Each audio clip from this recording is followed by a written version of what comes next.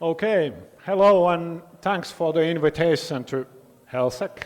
And I'm going to talk about something, a research which we did at the Visma, and it's related to TLS and how I think it's fine.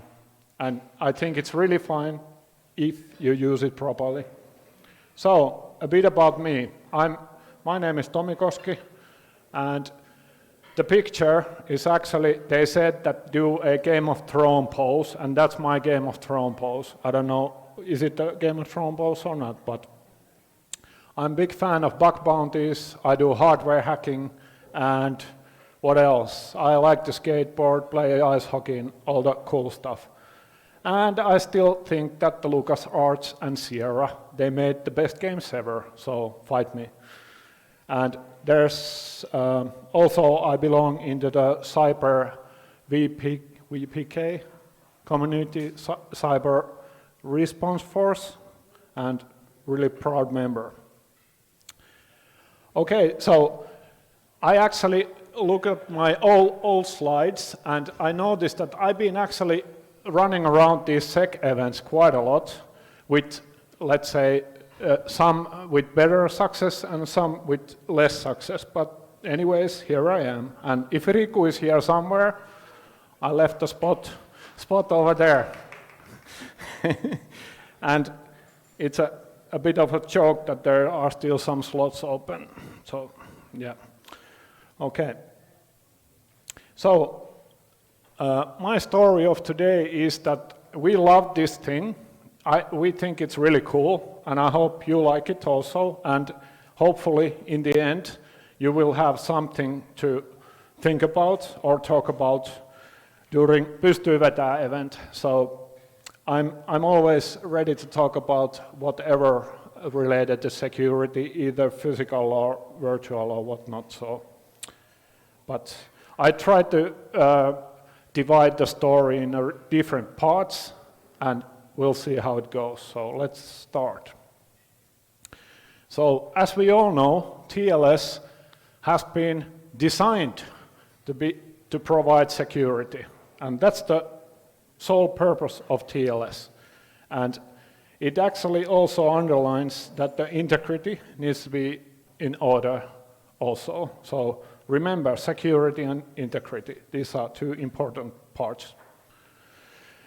And I wanted to add that since we are here at Nixu-sponsored event, I really loved work at Nixu. I'm an ex-Nixuan, and I actually left during November and joined Visma exactly the next day.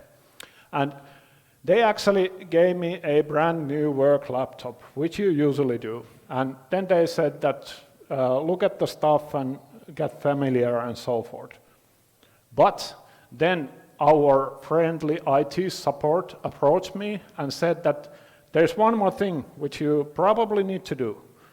You need to install this fresh service agent.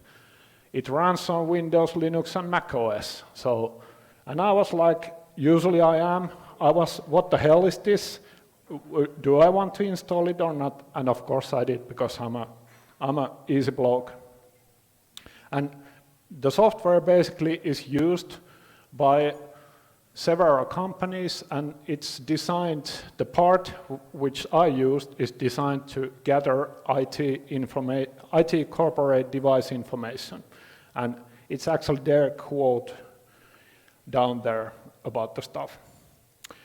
Okay, so of course, as I'm a nerd, I of course immediately I remembered there is this one research made by Aapo Oxman. I remembered that what the hell, this thing is actually doing something weird every 30 minutes. Then it's running as a root on my local host, and I would like to decide what runs as a root on my local host. So, and I started to look into this thing, and I noticed that they don't have any vulnerabilities. So usually when someone says that we don't have any vulnerabilities, you make me super nervous, because I know there are. You don't just talk about it. So at this point, me and my manager Joona Hoikkala, which you probably know, we decided that let's do something funky, and we did. So I don't know, probably you can't see, but I help you through that. The first thing which usually I do, I look, does it write any logs? And oh, it does. And it actually uses debug level for the logs, which is super nice, because I can see that they actually disable TLS certificate checks. That's the first thing they do. Then they actually print the code, basically the code parts into the logs. So it's like that we put this security stuff aside, and then we're going to run these commands, which you can find on your local host. Okay? Then I decided, well, I want to take this away. I don't want to debug logs. And I noticed that, well, it's basically in binary, so you really can't do anything about it. It just writes debug log. Okay, so next logical step, what we're going to do here, of course, we know that it disables the certificate checks. We're going to see, are you able to man in the middle the crap out of it? And basically, if you don't know what is the man in the middle attack, it's basically something that two parties are having a conversation, and there's a man in the middle who is able to eavesdrop or modify the exchange data between two parties. And I also wanted to highlight that in the bug bounty world, they don't really think this as a fancy bug, sort of. The TLS stuff is usually like outscoped. As we can see from TikTok over here on the left-hand side, and that's bug route on the right-hand side. So they usually basically just say, well, TLS, blah. Okay, so about the first test, what we did, we basically, as a normal procedure, the agent on my local host was calling to this backend service, which is the very cool looking cloud. I made it myself. And actually, if we do a man-in-the-middle attack, we can use a proxy tool called Burp. We go between the traffic, between the server and the client. The client is the fresh service agent, and the service is the fresh service itself. And what we found out immediately, that it actually spits out all the beans immediately. So you don't probably see this because I was thinking a bigger screen, but yeah. But basically, there are the registration keys, access keys, which are actually JVT tokens, and they are persistent JVT tokens. So remember that. And you can see that in the I have successfully hide all the information. So basically, it basically took a snapshot of every freaking thing I have installed on my machine, all the memories, my computer IP addresses, some account names, whatever, and send it somewhere. And I was like, okay, doesn't sound good. Okay, so at this point, we are basically able to see that it's actually using HTTPS, as you should, but it's doing a really lousy job with that. So, and once again, administrators, end users, they can't do anything about it. You just have to read the debug logs and see that whatever goes, and we'll find a woohoo, and that's it. And basically, anyone can pretend to be the backend service, which we'll do next. And of course, someone might debate that man in the middle requires this and that, but it's easy, so fight me with that. Not really, like verbally. Okay, so basically the normal behavior of this agent, every 30 minutes, it actually sent some stuff to the backend, being the fresh service in the cloud, and it actually asked, do you actually have an update for me? And the server was like, yeah, sure, here's the update, have it. And then the client was, yes, I'm gonna download it, install it as a root. This is what I do. Okay, now I started disabling stuff, doing some firewall shit and whatever. When I noticed this, I decided that this thing shouldn't be there. So as we are king big in the middle, we created our own proof of concept for the attack. So we basically simulated the thing that you are in a hostile Wi-Fi, which is like a, again, you can verbally fight me, but it's easy to set up. And we are able to convince the client that fetch our package instead of their package. But there was actually one problem with this approach, that we noticed that this client was doing some checks on the client side. And we were like, okay, so we are able to like man in the middle the stuff, but we can't modify the cool stuff which would be run on the client side. So what we're gonna do? Okay, so like I said, is there a trick to bypass this client side verification? And of course, you cannot stop. So what about Bob? Bob is the one who talks with Alice usually. So our Bob here is built with .NET, and using the .NET, as we all know, if you don't obfuscate your .NET, you are able to decompile it basically to back to the original form. And this time, when we look at the logs, we don't even have to work that hard. We just follow the logs. We decompile only the libraries, what they use. We find out what are the cool stuff, and we're gonna do some shit.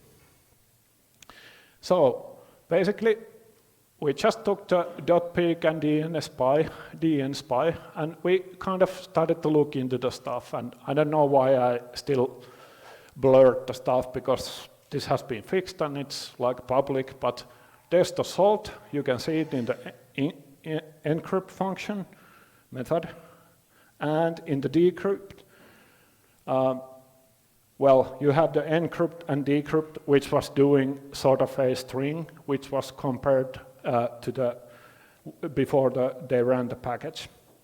And of course, they put the secret key into the binaries, which basically, when you say to your computer, please decompile the .NET, give the secret key, and there it is. So now we had all the pieces, bits and pieces together. So what we did the Stack Overflow coding.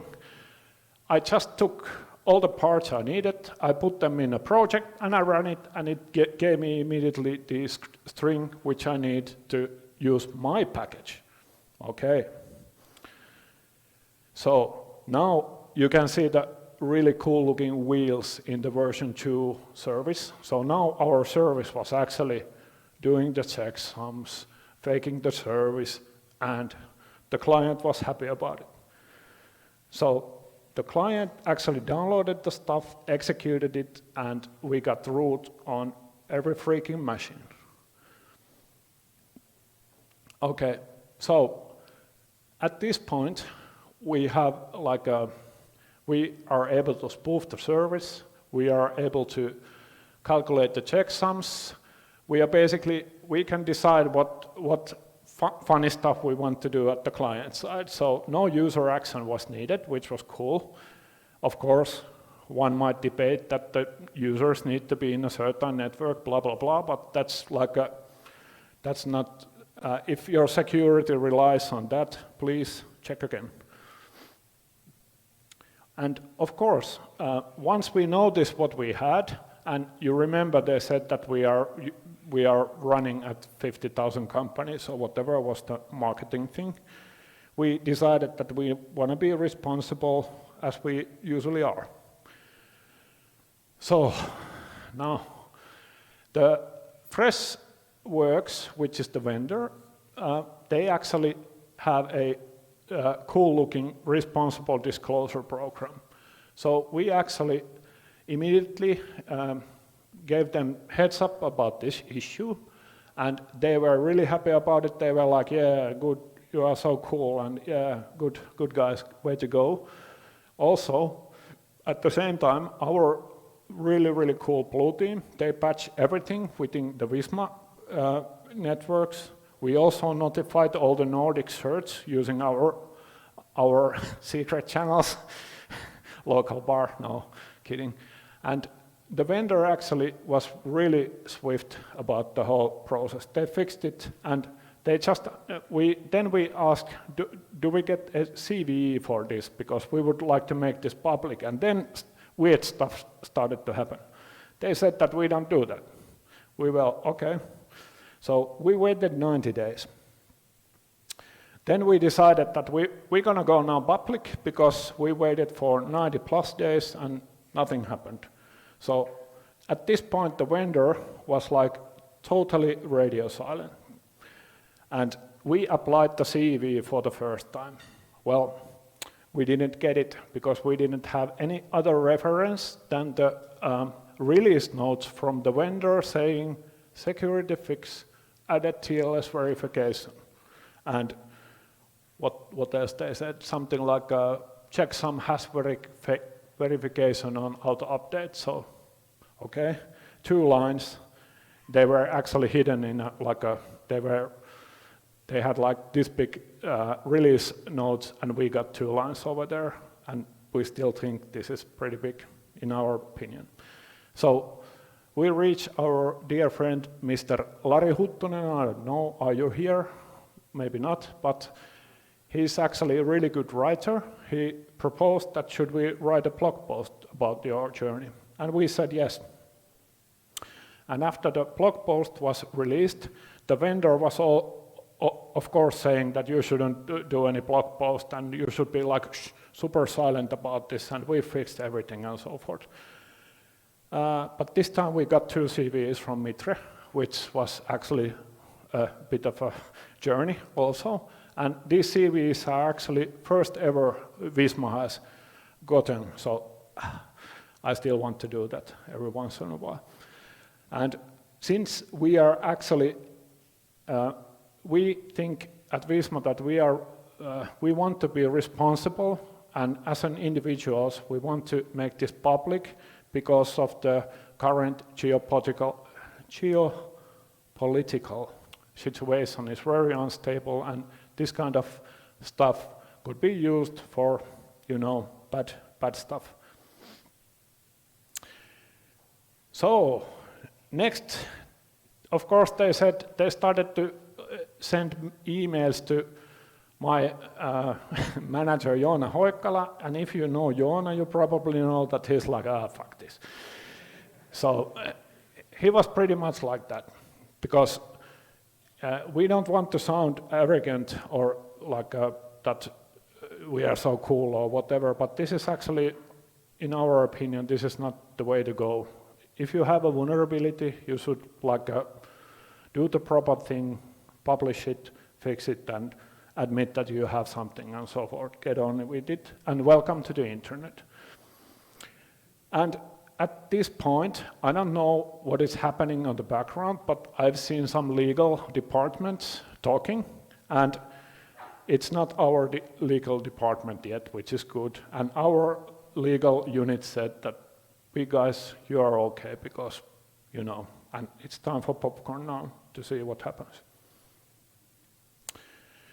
Okay, so basically, how long? Okay, so basically, the thing what I want to underline is that even if you use TLS, please be sure that you use it properly, because as we saw in here, they said that we are using HTTPS, and I would say that most of the people are like, okay, you are secure, but they didn't do it properly. Also, sometimes the corporate tooling, it might have some things which haven't looked into, so I advise to be curious and poke into stuff. And as I was a new employee, I had an opportunity to be the stupid guy who asked the questions, and our IT was really, really helpful, helped us with the whole thing and so forth. And also, if you store, this is the one thing I've always said, that if you store any secrets on client side, then you are doing it wrong, because I'd say that that's just, you are just waiting something to happen. And the debug logs, if you really have to log some really, really detailed stuff, do it using some, I don't know, feature flag or whatever, but don't do it like these guys did, that they actually did everything in debug logs in production. Usually when, back in the day, I was doing something and I used to tell about people that don't do this, it was like, well, it's not a big deal, but as we can see here, a lot of things combined together can be a big deal. And if, like said, if you are if you have a responsible disclosure program or bug bounty program, you should use it for your benefit and inform your customers and say that, hey, we found this in our product and we're gonna now fix it. So even they are like, yeah, cool. At least I hope so. So go public. And of course, we usually celebrate all incidents which didn't happen, as we did with this one. So I got already word that there are beers waiting for me, because this is the incident that didn't happen at our company, and we found it before anything bad happened.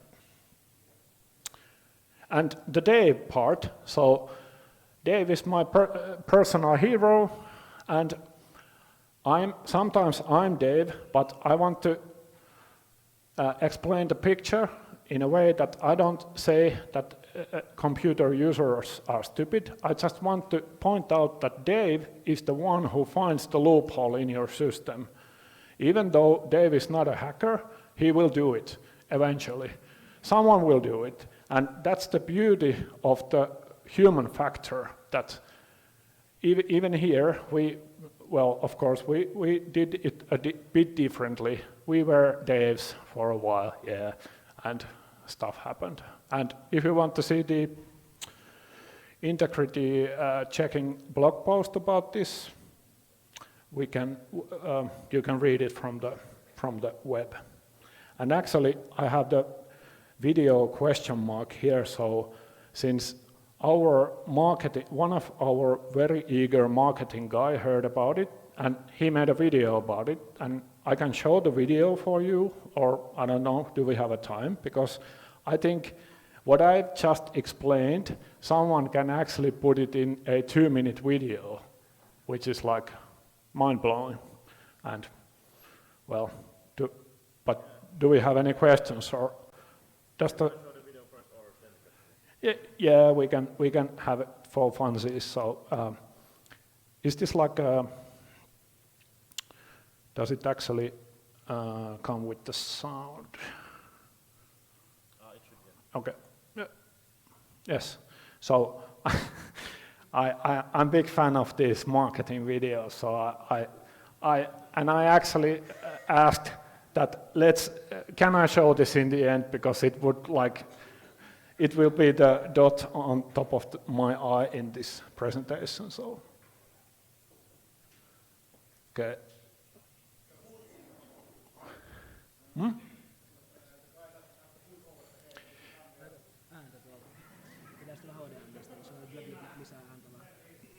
vittu miten tuolta, no, kato. Joo, eikö... Now we have technical difficulties here, but what?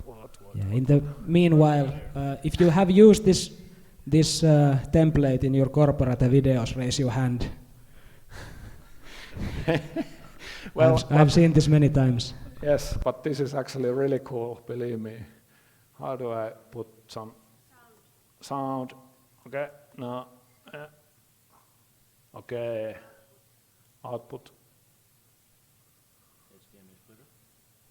What? Ah, yes, like that. A lot of people and businesses are worried about becoming the next victim. In order to protect yourself, you'll need to ask a fundamental question. How exactly would cybercriminals attack you?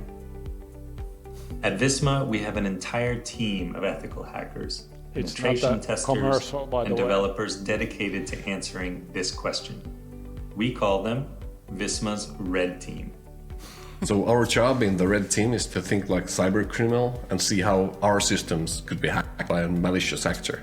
Juna Hoikkala leads the Red Team in Visma. The team's job is to find any possible vulnerabilities in our systems that a hacker could use. But his team's findings can ultimately help to secure systems around the world. In fact, this is something that already happened in early 2022. Cybercriminals will use any possible way to breach our systems, including using other software providers that we use at Visma. They may be installed on our servers or our employee laptops. Recently, the Red Team discovered a critical vulnerability that possibly could allow a cybercriminal to control your computer and install any malicious software that they want without your permission. That's us. Using an inventory management solution installed on Visma employee laptops. This is very popular software that has over 80,000 customers, including many famous businesses. As their customers are typically huge corporations, this means that potentially hundreds of thousands of millions of endpoint devices were susceptible to this attack. When we discover a vulnerability, especially if it's a critical feature, we need to keep that to us, keep the details secret until it's been fixed either by us or if it's a vulnerability in a third-party product. Obviously informing the software development team and waiting for the bug to be fixed until we can talk about it. In this way, the Red Team won't only make your organization more resilient, but Red Teams from all over the world help to make the internet a safer place for everyone. Visma Security Awareness. Cybersecurity is a shared responsibility. Yeah. So I